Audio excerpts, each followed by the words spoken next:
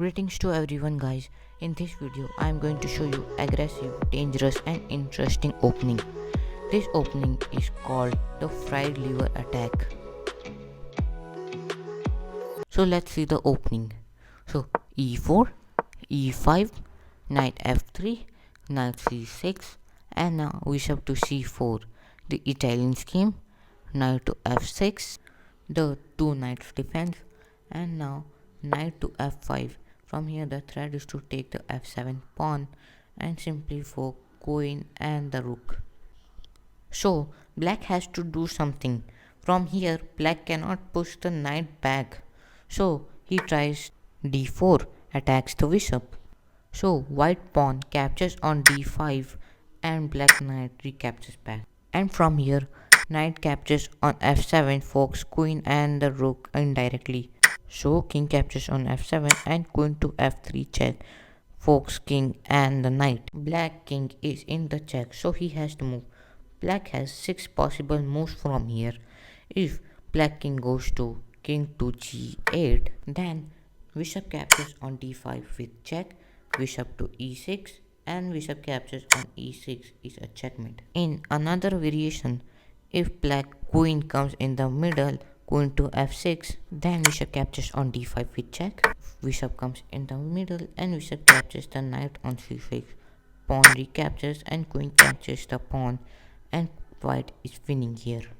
In another variation, if king goes to g6, then bishop captures on d5 and from here the threat is to go to bishop to f7 check, so queen comes on the middle, then queen to g3 with check, queen comes in the middle again, queen captures on g5, king captures on g5 and d3 with check, king goes to g6, then simply bishop captures on knight on c6, pawn recaptures and from here white has really good options like castle and knight to c3.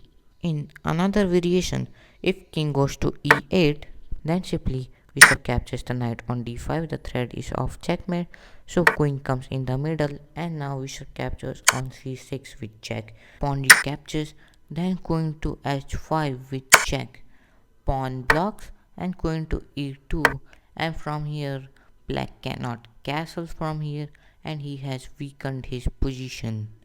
And from here white has advantage, he can simply castle from here and you can quickly develop your pieces.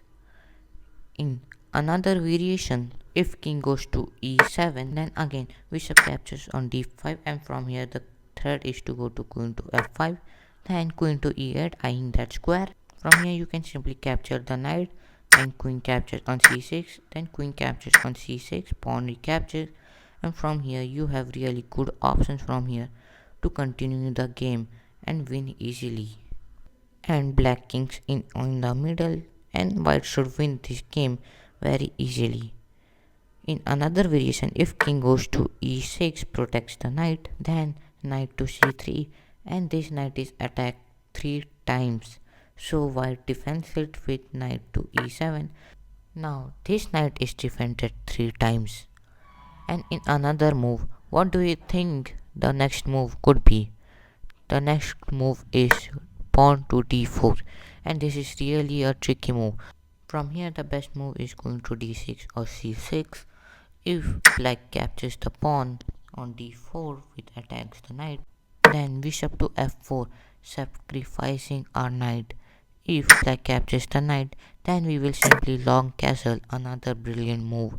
If black captures the pawn on b2, then simply king captures the pawn on b2. It's black's chance. If he goes to c6, protects the knight, then simply we bring another attacker, rook to e1 with check.